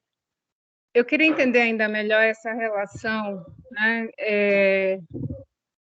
em relação ao espiritismo e à atualidade. Tipo, doenças que ainda não encontramos cura, e a relação desse sofrimento humano, né? Tipo câncer. Muito se estuda e muito há sofrimento do paciente, assim como para a família. E ao ouvir, né, venho te seguindo há um tempo e lendo também seus livros, essa relação, né, que a gente traz do passado e que na nossa vivência também a gente resgata algo também. Então, queria entender ainda o porquê que não se encontra. Eu venho estudando isso, mas assim, é uma coisa que é curiosa a gente viver com tanta investimentos tecnológicos, né? Estudos da medicina, avanços, claro, mas a gente ainda não foi permitido esse saber, seria isso? Marilda, muito obrigado pela sua pergunta. Nessa resposta, eu poderia escolher várias vertentes para te responder, dentro daquilo que nós pesquisamos, estudamos e aprendemos ao longo dessas décadas. A situação do tratamento do câncer é completamente diferente daquela que eu encontrei quando saí da faculdade de medicina. Eu hoje estou vendo muitos dos casos, quando eu comecei nessa área, que eram considerados incuráveis, estão se tornando curáveis. Eu cansei de fazer mastectomias com uma técnica do século XIX, denominada técnica de Hauft, que tirava a mama, músculo grande e pequeno peitoral, linfadenectomia radical axilar, ainda tinha que fazer a radioterapia no plastrão, que ficava com uma pele em cima do gradil costal. O que eu estou vendo hoje? Eu estou encaminhando esses pacientes para os oncologistas clínicos e algumas dessas pacientes estão voltando sem doença. Bem, alguns pacientes com câncer de estômago, considerados inoperáveis, isso também no Hospital Universitário Pedro Ernesto, público, onde eu trabalho, estão sendo encaminhados para quimioterapia neoadjuvante, aquela que é feita antes da cirurgia, estão se tornando operáveis e curáveis. Então, nós estamos caminhando. Agora, não podemos esquecer que estamos habitando um planeta designado pelas correntes espiritualistas, espíritas, como de prova e expiação. O que é um planeta de prova e expiações? Uma imensa penitenciária e um imenso hospital, além de uma imensa escola. Se nós fôssemos habitar uma penitenciária, que companhias teríamos ao nosso lado? Criminosos. Se nós fôssemos habitar um hospital, que companhia teríamos ao nosso lado? Enfermos. Isso é um planeta de prova e expiação. O câncer funciona como, segundo o Frederic me falou, um aspirador das impurezas que nós alocamos no espírito. Se você está habitando um planeta de provas e expiações, grande parte desses que aqui habitam apresentam grandes dívidas adquiridas em vidas passadas. O câncer acomete 40% da nossa humanidade. 40% da humanidade tem câncer. Certa vez um professor chegou perto de mim e falou assim: Paulo César, dentro do que você escreve, do que você fala, o espírito é imortal. Sim, professor. E todos nós sabemos que o corpo físico é um escafandro temporário. Sim, professor. E você está nos dizendo também que o câncer funciona como um aspirador das impurezas que nós colocamos nos nossos componentes extrafísicos em vidas passadas, não é? Sim, professor. Então, Paulo César, por que é que você opera os seus pacientes, hein? Por que você não deixa o câncer continuar aspirando as impurezas que os doentes colocaram em vidas passadas e está limpando o espírito, que é imortal? Professor, eu não sei até onde deve ir o sofrimento de alguém. Então, eu, como médico, tenho que fazer tudo o que tiver ao meu alcance para aliviar, curar, consolar. Porque o tal Criador age nas criaturas através das criaturas. Eu hoje, quando vou operar um paciente com câncer, faço um escrutínio completo do corpo do paciente para ver se não tem metástase. Não tem. Então, eu faço uma cirurgia. Passam-se alguns meses ou alguns anos, a metástase aparece. Então, hoje nós temos duas vertentes de raciocínio. Primeiro, as metástases eram tão microscópicas que nenhuma tecnologia médica as detectou. Mas eu hoje tenho uma outra vertente. As impurezas continuam buscando válvulas de escape. E essas válvulas de escape podem ser as metais. Isso será discutido nos congressos de medicina do futuro, nas escolas, nos simpósios, nas sessões clínicas, nos seminários. Eu vou morrer e vou voltar. Quero ser médico de novo. Acho que, quando eu ingressar numa faculdade de medicina do futuro, a primeira coisa que eles vão fazer, vão recolher células da minha mucosa bucal e fazer um exame cuidadoso no meu ADN. Se for detectada que eu tenho a genética da mediunidade, serei desenvolvido por profundos estudiosos do assunto, que serão os professores das escolas de medicina do futuro. Mas há uma outra linha de raciocínio que não pode escapar. É a chamada psicosfera, que envolve cada planeta. Entendam que a vida, ela se espalha por todo o universo, não somente pelo nosso planeta, e também pelo multiverso, a composição de universos, segundo os nossos cientistas infinitos, que compõem tudo. Qual seria a psicosfera de um planeta onde 2 dos maiores comércios são de armas e de drogas? Qual seria a psicosfera de um planeta onde, por ano, são praticados mais de 100 milhões de abortos criminosos? Qual será a psicosfera de um planeta de que, a todo lado que você abre a mídia, você encontra que está acontecendo alguma revolução, alguma guerra, alguma intolerância em algum ponto do planeta? Somente a última guerra ceifou mais de 60 milhões de vidas, sem falar nas deficiências físicas, sem falar na viuvez, sem falar na orfandade. Esse é o planeta que nós habitamos.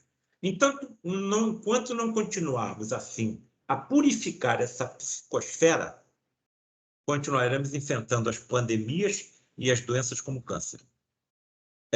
Me parece que isso vai ter um limite. E aqueles que continuarem nesse comportamento não poderão aqui retornar quando esse planeta subir de degrau, porque os planetas também universais sobem escalas evolutivas.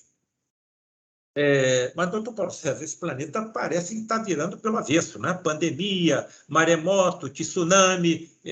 Sim. Agora, se vocês viessem me fazer uma visita no meu apartamento de surpresa, e quando chegassem, vocês não sabiam, eu estava mudando do 2º para o 3º andar. É o que me parece estar acontecendo com o planeta Terra. Vocês encontraram o meu planeta não, o meu apartamento todo desconjuntado. Era móvel desarmado, trouxa de roupa para cá, mala para lá. Então, o planeta está subindo de degrau de um planeta de provas e expiações para um planeta de regeneração, aonde o bom comportamento predominará. Eu não estou dizendo que o mal será extinto, mas o bem predominará sobre o mal. E hoje nós estamos vendo o mal predominar sobre o bem. Estamos colocando tijolos em telhado de zinco. Num determinado momento, vai desabar. Então, o câncer está funcionando como um retificador de muitos espíritos que estão tendo o seu perispírito purificado por essa doença. Paulo César, mas tem pessoas que não fizeram mal a ninguém e estão passando por isso? Olha, Marilda, você sabe o que eu estou passando na minha família? Eu tenho uma neta de 6 anos. Você sabe que quando a minha nora estava com 3 para 4 anos, 3 a 4 meses de gravidez, 3 para 4 meses de gravidez, a minha nora foi picada pelo mosquito da Zika e a minha neta nasceu com microcefalia? A minha neta não fala, não anda, não senta, não come, está com uma sonda de gastrostomia para não morrer de fome. Graças a Deus está na minha família. Mas a criança nem nasceu. Então o espiritismo pode explicar uma coisa dessa. Isso tem um outro lado da história, mas eu vou deixar para outro encontro. Olha, eu tinha operado uma paciente com câncer de mama, já tinha se passado 1 ano, estava tudo bem. E aí explodiu metástase para todo o esqueleto da paciente. O esqueleto é o principal sítio metastático do câncer da mama. Não tem mais nada a fazer, vou levar essa paciente aí a uma reunião de materializações. Expliquei à família, expliquei à paciente e levei. Nesse dia, a paciente deitada no leito ao meu lado, eu ficava ao lado de um dos leitos, dos 5 leitos do Santuário de Materializações do lado de Frei Luís. Sai uma entidade médica materializada, iluminada, e se aproxima do leito. Todo mundo vendo. E eu ao lado do leito. Deixa a sua luminescência se espargir sobre a paciente. E ainda trazia, na sua mão fechada, umas ampolas de tamanha energia eletromagnética luminosa que era possível se ver os ossos do carpo e do metacarpo da paciente, de onde deduz-se facilmente que até alguma forma de esqueleto se teletransporta e se materializa a quantidade. Eu escutava o arfar, a respiração difícil da entidade materializada pela dificuldade de respirar, porque eles saem de um sistema ou de uma atmosfera menos assim, densa do que a nossa, e quando chego aqui tem dificuldade até para respirar. Doni deduz que até uma forma de sistema respiratório com ele se materializa. Jesus comeu peixe assado com os discípulos. Doni deduz que até um sistema digestivo se materializou com ele. Bom, naquele momento, eu estou assistindo tudo, a entidade chamada João Pedro, que é o líder dos médicos aqui da Falange do Largo Frei Luís, começa a conversar com outra entidade que nós não estávamos vendo, mas ouvimos a voz pelo fenômeno da voz direta. A entidade materializa tão somente a laringe. Se a laringe não estiver iluminada, solidificada, você não vê, mas ouve a voz da direta. Aí não materializa o corpo inteiro, ou seja, poupa energia em benefício do paciente. Materializa só a laringe, que funciona como se fosse um microfone. Marília, o diálogo entre essas duas entidades era em inglês fluente. E o médium, que estava na cabine, só falava português. Naquele momento inesquecível da minha vida, eu estava vendo 4 dos mais fantásticos fenômenos descritos pela ciência da mediunidade. A materialização do espírito, a bioluminescência, que é a produção de luz para um ser vivo, o fenômeno da voz direta, quando você não vê, mas ouve a entidade, e a xenoglossia, quando a entidade fala línguas desconhecidas do médium. Tamanha era a velocidade do diálogo em inglês que eu não estava conseguindo acompanhar nada. Mas uma palavra as 2 entidades médicas repetiam insistentemente. Wonderful, wonderful, wonderful, wonderful. Eu estou sentado ao lado da paciente, conhecendo profundamente toda a doença, indago comigo. O que pode haver de tão maravilhoso com uma paciente tão grave? Calado. Eu nunca me dirigi a uma entidade teletransportada e materializada. O problema era controlar a minha curiosidade científica quando a entidade se dirigia a mim. Terminou o tratamento, voltou para a cabine e se desmaterializou. A primeira oportunidade que eu tive, eu perguntei ao Frederico, o que havia de tão maravilhoso com aquela paciente tão grave que o João Pedro e a outra entidade que se manifestava pela voz direta tanto elogiavam? A resposta não é para mim, não. É a resposta para todo mundo que está aqui. Porque é só questão de tempo. Todos nós sabemos disso. Num determinado momento da nossa vida, nós vamos passar por algum distúrbio de saúde mais ou menos profundo, e essa profundidade pode nos levar até a desencarnação, até a morte. Nós sabemos disso. Só que somos todos imortais. Resposta do Frederico. Eles estavam elogiando a forma como ela estava aceitando a prova da sua doença. Ela não estava blasfemando contra Deus.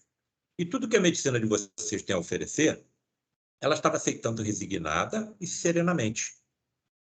E esse comportamento estava trazendo um grande benefício para o seu espírito imortal. Bem,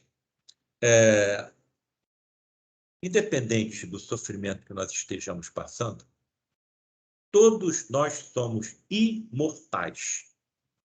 Eu vou morrer daqui a pouco, eu vou pegar no sono.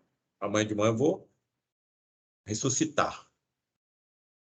Eu acredito que, quando chegar no momento da minha desencarnação, é exatamente o que vai acontecer comigo. Eu vou adormecer. E quando eu abrir o olho, eu vou estar num universo paralelo a esse. E vou reencontrar com meus amigos, com meus parentes, com meus entes queridos. Paulo César, como é possível entender tamanha complexidade dessa ciência?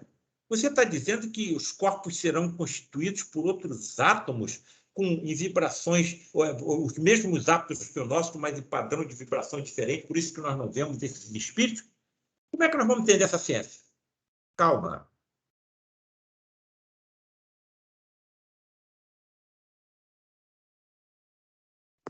Acho que o microfone está no mudo. É só tirar o mudo ali do lado, professor, do lado da setinha onde compartilha lá. Até onde você me ouviu, eu? Luan, até onde vocês me ouviram? O senhor estava falando sobre os átomos e aí possivelmente Sim. entrar em... Sim, perfeito. Como é que nós vamos entender uma ciência tão complicada?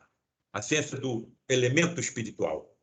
Olha o que os colegas do lado de lá dizem. Paulo César, calma. Você, quando chegar do lado de cá, você, em 1 hora, você vai aprender o que na Terra tu ficava anos estudando. Então, eu vou aprender um idioma em 1 hora. Ou então, vou me lembrar de algum idioma que eu já falei em vidas passadas. Quantas vezes eu já vim para cá? Quantas famílias eu pertenci? Quantos regimes de governo? Quantas religiões? Quantas etnias? Então, aqui está a solução para todas as desavenças da humanidade. Eu posso ser palestino hoje e judeu amanhã. Eu posso ser judeu hoje e palestino amanhã. Então, vou me indispor contra quem? Então, Paulo César, você quer outra informação preciosa? Você acha que tudo que você esqueceu, tudo que você estudou, você esqueceu?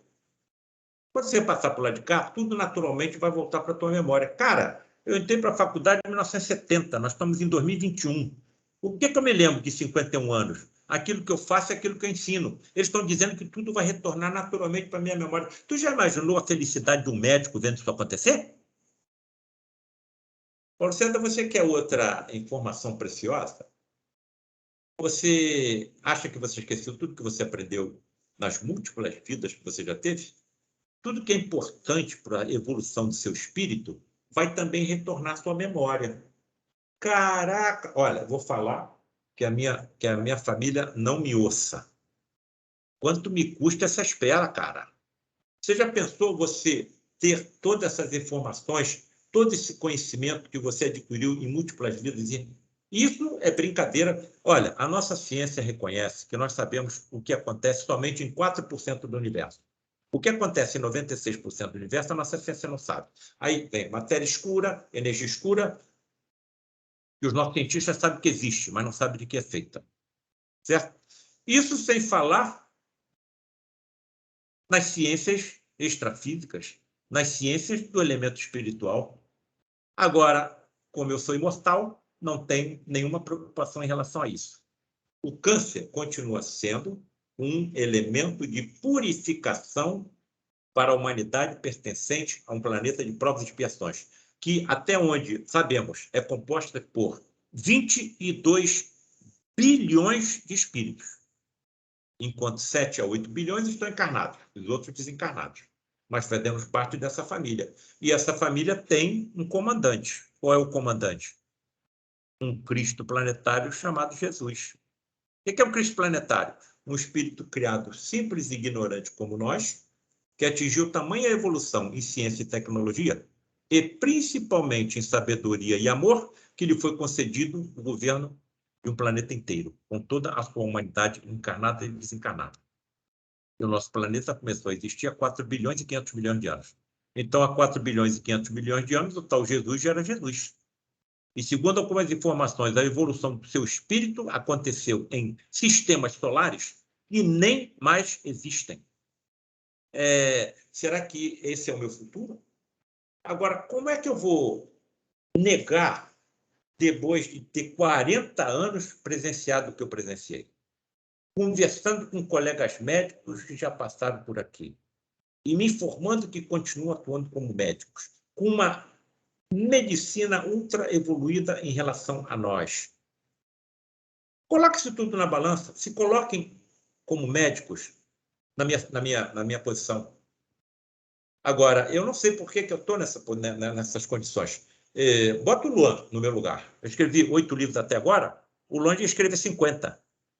Porque essas gerações que estão chegando são mais evoluídas. Um desenvolvimento mais rápido da inteligência pela internet, pelo videogame. Eu estou vendo isso acontecer. nos meus residentes de medicina. A primeira cirurgia minimamente invasiva que eu fiz, eu levei 5 horas. Essa garotada faz em 20, 30 minutos.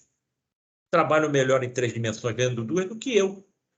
Então, uma das minhas intenções do que coloco nos meus livros são os testemunhos. Não tenho como explicar ainda, mas tenho, primeiro, a todos os interessados. Segundo, a essa juventude mais evoluída e mais inteligente.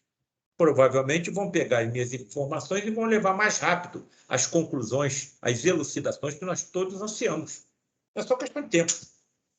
O câncer está caminhando para uma resolução.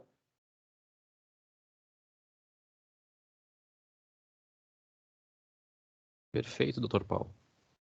João agradeceu ali, José também agradeceu as elucidações. Não sei, foi feita a pergunta do João, Luan. Eu só estou com medo de que encerre a sala. É verdade. Tá? Eles deram um aviso, tem um tempo de 5 minutos, mas eu não entendi direito, essa é a primeira vez que a gente passa. Exatamente. Bom, É que a gente tem, acredito que nós tenhamos tempo limite até às 10h30, Dr. Paulo. Estou aqui à sua disposição. Não falta assunto. É verdade, né? E é também, não falta vontade de perguntar também. Mas, Dr. Paulo, eu acredito que a gente vai encerrando então, tá? A gente agradece imensamente a tua presença, teu compartilhamento das tuas experiências, acima de tudo, né? Por tu seres uma pessoa, posso falar isso de modo pessoal, desde que nós tivemos contato lá em outubro, né?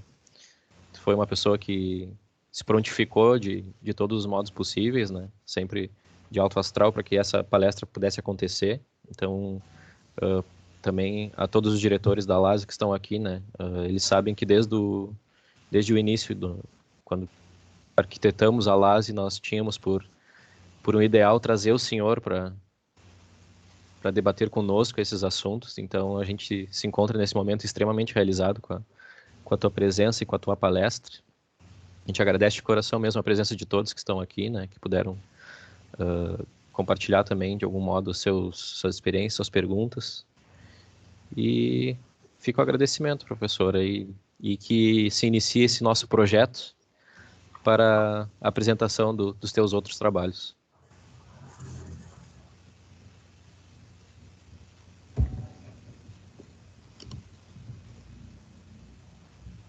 Mais alguém quer fazer algum comentário? Adicionar alguma coisa? Tá bem. José, Tem Claudinho. Tem chance para algumas últimas palavras? Claro, por favor, seu José. E tem uma amiga aqui que quer dar um abraço a vocês. Ela me acompanhou o tempo todo. Você permite que ela faça algumas palavras? Sim. Acho que você conhece ela. Acho que você conhece.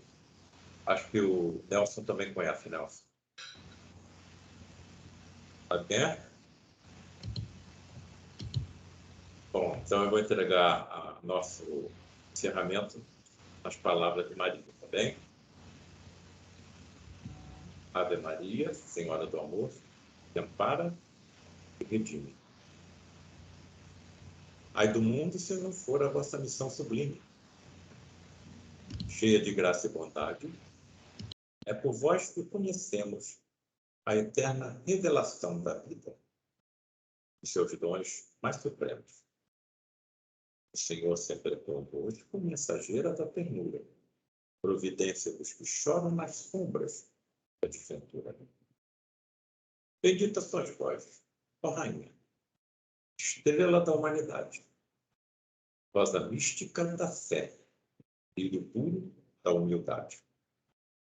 Entre as mulheres sois vós a mãe das mães desvalidas, nossa porta de esperança e anjo de nossas vidas. Bendito é o fruto imortal da vossa missão de luz, desde a paz da manjedoura, as dores além da cruz. Que assim sejas para sempre, ó divina soberana, o refúgio dos que padecem nas dores da luta humana. Ave Maria, Senhora do Amor, que ampara e redime. Ai do mundo se não fora a vossa missão. Graças a Deus. E as últimas palavras que eu digo são as seguintes: não existem milagres, não existe o sobrenatural. Existem leis físicas, químicas e biológicas que a nossa ciência ainda não alcançou, mas alcançará. Muito obrigado pela preciosa oportunidade de trazermos essas elucidações dentro dos conhecimentos que nós adquirimos ao longo desses 43 anos. Muito obrigado. A gente até se emociona, né, Dr. Paulo? Porque dá para sentir a energia a todos aqueles que acreditam, principalmente, né? E aqueles que não acreditam também, com certeza, foram abraçados por tal. Agradeço imensamente de coração, Dr. Paulo, de todo o coração mesmo, tu teres comparecido, teres te prestado a esse serviço lindo, né, na questão da espiritualidade e também na questão da medicina. E que seja um até breve, né, que sigamos os nossos laços para futuros projetos, e me gratificaria muito se os próximos fossem presencialmente.